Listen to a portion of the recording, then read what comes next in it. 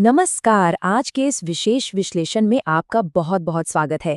आज हम एक ऐसी ऐतिहासिक और रोमांचक कहानी पर चर्चा करने वाले हैं जो सच में किसी फिल्मी स्क्रिप्ट जैसी लगती है। रंक से राजा बनने की एक बिल्कुल सच्ची कहानी। सोचिए, मैप पर बमुश्किल नजर आने वाला एक छोटा सा बिंदु कैसे आज एक ग्लोबल सुपर पावर बन गया। जी हाँ, हम बात कर रहे हैं सिंगापुर की। चलिए इस सफर की शुरुआत करते हैं। अब जरा इन दो अलग अलग दौर को देखिए। एक तरफ 1840 का दशक है, जब ये द्वीप अपने सबसे बुरे और अंधकारमय दौर से गुजर रहा था। उस वक्त की 70,000 की कुल आबादी में से 15,000 लोग अफीम के भयानक नशे में डूबे थे। सड़कों पर भूखमरी थी, गरीबी थी। आलम यह था कि लोग चाय की जगह एक दूसरे को अफीम ऑफर करते थे। लेकिन आज की सच्चाई आपको हैरान कर देगी। आज सिंगापुर की प्रति व्यक्ति जीडीपी $1,22,000 से भी ज्यादा है, और वहां चलने वाला हर छठा व्यक्ति एक करोड़पति है। कभी जहां खाने के लाले थे, आज वो दुनिया के सबसे अमीर देशों में से एक है। ये बदलाव सच में अविश्वसनीय है। और पता है, इस बदलाव को जो चीज और भी ज्यादा चमत्कारी बनाती है वो है वहां की जगह की कमी। जरा कल्पना कीजिए, सिंगापुर में 1 वर्ग किलोमीटर के अंदर 7,000 से ज्यादा लोग रहते हैं। अगर हम भारत जैसे विशाल देश से इसकी तुलना करें तो भारत में समान क्षेत्र में औसतन 430 लोग रहते हैं। एक ऐसा छोटा सा शहर रूपी देश जिसके पास अपना कोई भी प्राकृतिक संसाधन यानी कोई नेचुरल रिसोर्स नहीं है, और जहां इतनी भयानक भीड़भाड़ है, वहां सर्वाइवल ही अपने आप में किसी बड़े चमत्कार से कम नहीं है। तो चलिए इतिहास में थोड़ा पीछे चलते हैं। भाग 1, एक अराजक द्वीप। देखते हैं कि एक रणनीति के फ्रीपोर्ट का अंधकारमय पक्ष क्या था। देखिए, बात 1819 के आसपास की है। मलक्का स्ट्रेट की शानदार रणनीतिक लोकेशन देखकर ब्रिटिश ईस्ट इंडिया कंपनी ने इसे अपना लिया। उन्होंने डच कंपनियों को टक्कर देने के लिए एक बड़ा दाव खेला और सिंगापुर को एक फ्री पोर्ट घोषित कर दिया। अब जीरो टैक्स का नाम सुनते ही दुनिया भर के जहाज वहां आने लगे।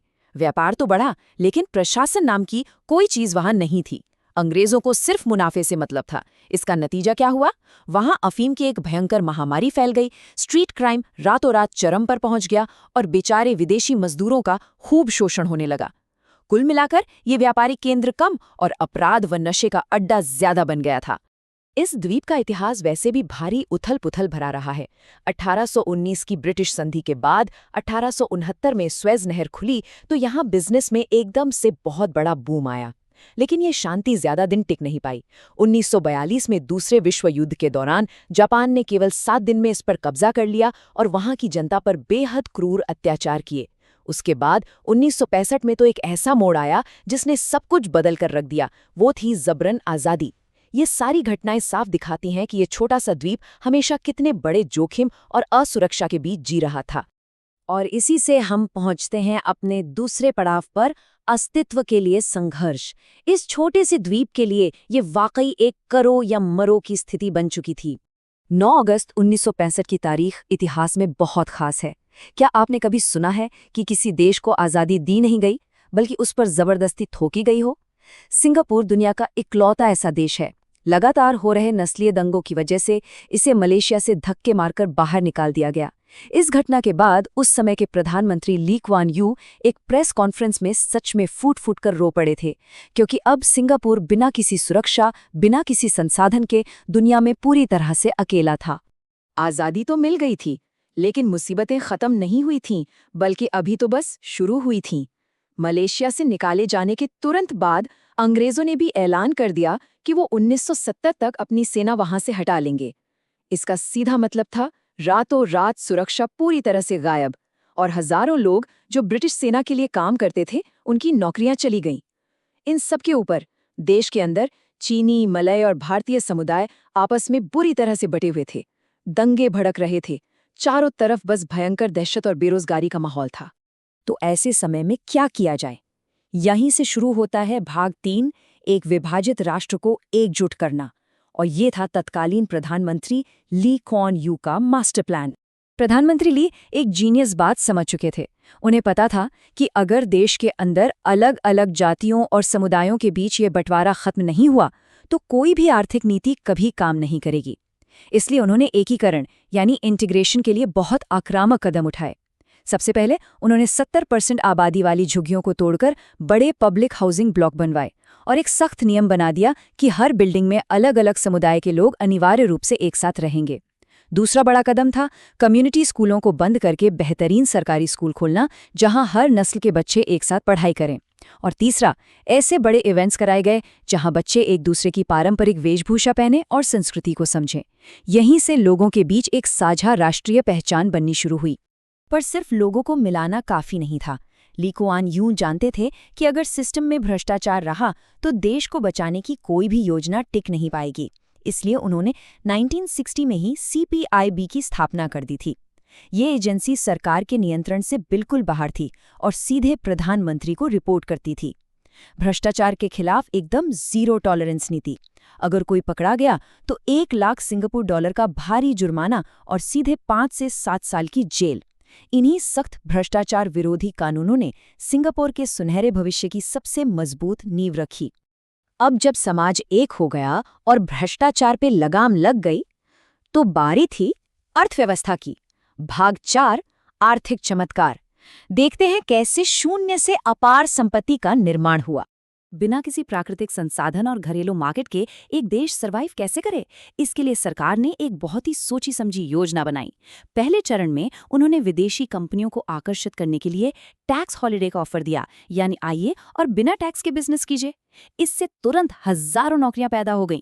फिर दूसरे चरण में जब लोगों के पास रोजगार आ गया तो सरकार ने हाईटेक और स्किल ट्रेनिंग पर अपना फोकस शिफ्ट कर दिया, ताकि लोग कम मेहनत में ज्यादा मुनाफा कमा सकें।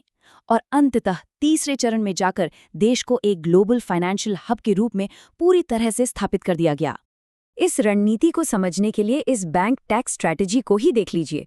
उस समय सिंगापुर की अर्थव्यवस्था बढ़ रही थी और ब्याज दरें काफी अच्छी थीं। लेकिन एक दिक्कत थी, सिंगापुर सरकार बैंक के ब्याज पर 45% का भारी भरकम टैक्स लेती थी, जिसकी वजह से विदेशी बैंक वहां आने से कतराते थे। प्रधानमंत्री ली ने तुरंत एक झटके में इस टैक्स को पूरी तरह से खत्म कर दिया। इस एक छोटे से फैसले का नतीजा ये हुआ कि रातों रात विदेशी बैंक सिंगापुर में उमड़ पड़े और देखते ही देखते वो दुनिया के सबसे बड़े इंटरनेशनल फाइनेंशियल हब्स में से एक बन गया। और इन सभी प्रयासों और हाई वैल्यू स्किल ट्रेनिंग का असर देखना हो तो बस इस साल यानी 1983 पर गौर कीजिए। सरकार की सब्सिडाइज्ड ट्रेनिंग का नतीजा ये हुआ कि 1983 में ये छोटा सा देश दुनिया भर में कंप्यूटर हार्ड डिस्क ड्राइव का सबसे बड़ा एक्सपोर्टर बन गया। ये साबित करता है कि सही दिशा में दी गई टेक्नोलॉजी और स्किल ट्रेनिंग असल में क्या कमाल कर सकती है। लेकिन इस कहानी का एक आखिरी पहलू भी है। भाग 5, परफेक्शन की कीमत। इस आधुनिक यूटोपिया को आखिर बनाए कैसे रखा जाए? इतनी बेशुमार दौलत और हाईटेक सुविधाएं हासिल तो कर ली गईं, लेकिन दुनिया की सबसे सुरक्षित और साफ सुथरी जगह बने रहने की एक बहुत बड़ी कीमत भी चुकानी पड़ती है। इस शानदार पब्लिक ऑर्डर को मेंटेन करने के लिए कुछ बेहद सख्त नियम हैं। बिना ज़ीब्रा क्रॉसिंग के सड़क पार की भारी जुर्माना, चिंगम खाने और बेचने पर तो पूरी तरह से बैन है। पब्लिक टॉयलेट इस्तेमाल करने के बाद फ्लश ना करने पर भी फाइन लग जाता है। यहाँ तक कि बिना पूछे किसी का वाईफाई इस्तेमाल करना भी एक अपराध माना जाता है। और ड्रग्स के मामलों में तो सजा इतनी खौफनाक है कि कोई सोच भी नहीं सकता। यही वो कड़े नियम हैं जो वहाँ की शांति और व्यवस्था की पक्की गारंटी देते हैं। तो अंत में हम एक बहुत ही गहरे सवाल पर आके रुकते हैं। क्या इस स्तर की संपूर्ण सुरक्षा, बेदाग साफ सफाई और अपार धन दौलत के लिए व्यक्तिगत स्वतंत्रता पर इतनी ज्यादा सख्ती और इन कड़े नियमों का ये ट्रेड ऑफ सही है? एक ऐसा देश जो कभी अफीम की लत और भयंकर गरीबी में पूरी तरह से डूबा था, उसने खुद को बचाने और बदलने के लिए एक बहुत ही अनोखा, सख्त और अनुशासित रास्ता चुना। इस बारे में आपकी क्या राय है? इसी विचार के साथ आज का ये विश्लेषण हम यहीं समाप्त करते हैं। अंत तक जुड़े रहने के लिए आपका बहुत बहुत धन्यवाद।